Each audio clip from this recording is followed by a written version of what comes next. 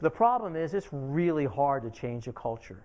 It takes a very long time, and you have to have complete buy-in from the top. So the most likely way of getting these kind of people into our company is to develop them. Here's the interesting challenge that I see with development. It's necessary, it has to be done, but there are limits. This is a bell-shaped curve, if you may, of employees, if you may, managers perhaps.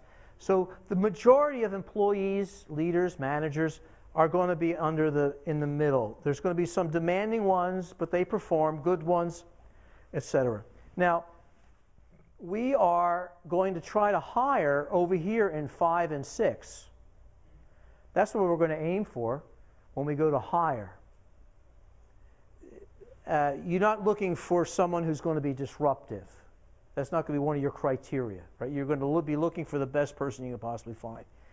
If you are a learning organization that has this kind of culture, you're going to move your mean over. So the whole thing is going to shift. So what normally would be a disruptive person is now there's going to be just a demanding person, etc. Here's the problem with development, is that I believe that the people in the 1 and 2 areas they're not very good learners. So training them is like training a dog with new tricks type of thing. They're not going to learn. If they did, they wouldn't be in that position. So we're looking at 3 through the other, and I think the best you can expect is 1 category movement. But the truth is, I would rather have a demanding employee become a good employee, wouldn't you? Or a good employee become a gifted employee. So if that's the best you're going to get, that's still good, and it's necessary because you can't rehire your whole staff. And if you did, you may not find, or you're going to be able to find that many good people. So the question is, how do you develop 3-dimensional leaders? The least expensive way per person is by doing training. This is when you get groups of people together. And I have the most fun. I do the DISC. Anybody ever take the DISC or know the DISC, the D-I-S-C? No, really? It is an awesome personality test. I use it for team building a lot, and we'll teach it in groups of people, and it's a very fast learn. One thing you have to know about training is that it's different when you train someone in an Excel spreadsheet. It's going to be a little bit different than training someone in emotional intelligence. Which one do you think is going to be easier? Spreadsheet, because we're using our cortex for that. And when we're training people in emotional intelligence, we're trying to retrain the limbic system. And that got laid down when we were 4 years old, and it's a tricky thing to change. What we know now from neuroscience is it can change. We have what they call a plastic brain. What that means is it can actually change, but it takes a lot of work. The second way I think of developing leaders is to give feedback. What we know is that self-awareness and expectations can actually change people. So we're going to get that in our normal reviews, where we give them feedback and communicate expectations. If we can do it in a way that doesn't demoralize them, but give them very practical things that they can achieve, and again, it's about follow-up. One of the biggest factors in training is follow-up. The studies they have done is that people lose what they learn very quickly unless what they call booster sessions. Do you think companies want to pay for you to come back and do a booster session? They didn't even want you to come in and pay for the first one. But the truth is, if you want to train people, you have to do follow-up. We do not learn hearing something for the first time. We don't even learn experiencing something for the first time. So remember, when you do these trainings or giving feedback, think follow-up. The one that has the most power and punch, I believe, but it also is the biggest investment in developing leaders, is coaching. Coaching is when you have a one-on-one session, usually with an outside person, not always, but often they're from the outside, but no matter what, they're trained, they're professionals in it, and they do it over time.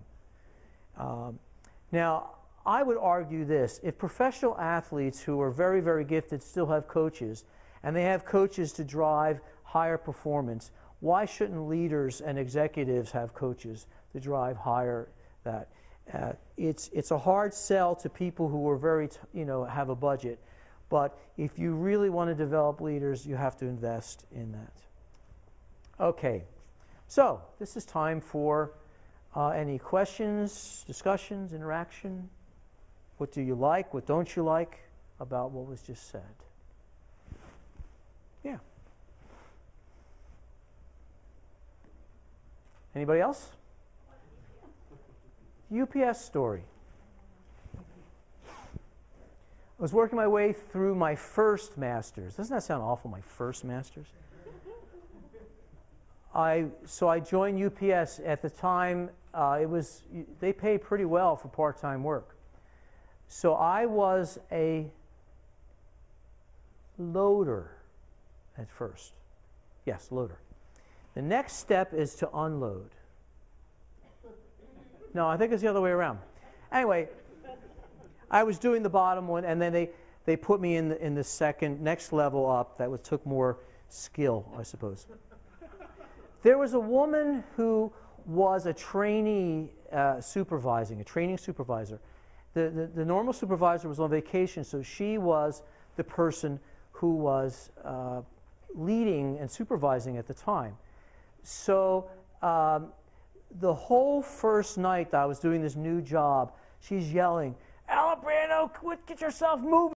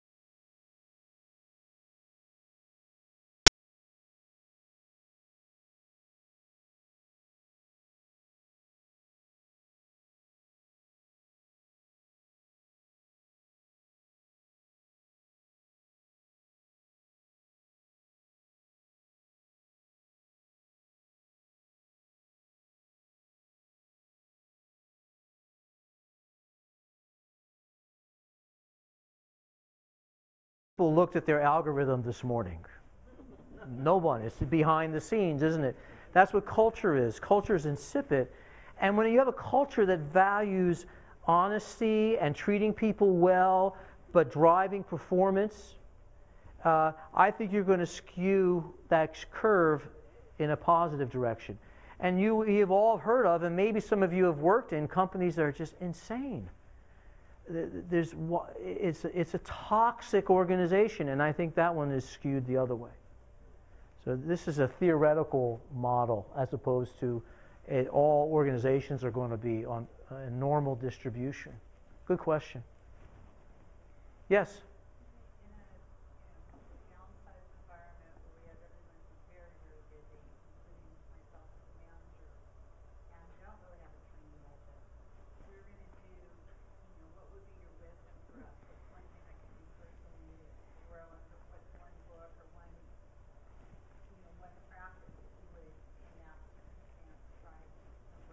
Okay, I'll muse about that. The question was, in an environment where there's downsizing and budgets are very, very tight and there isn't a lot of money for training or coaching and those kind of luxuries that were in previous iterations of doing your work, I would say this. I would say that the leaders at that point have to say to make it part of their job to be extra mindful of and grateful for the extra work that people are doing.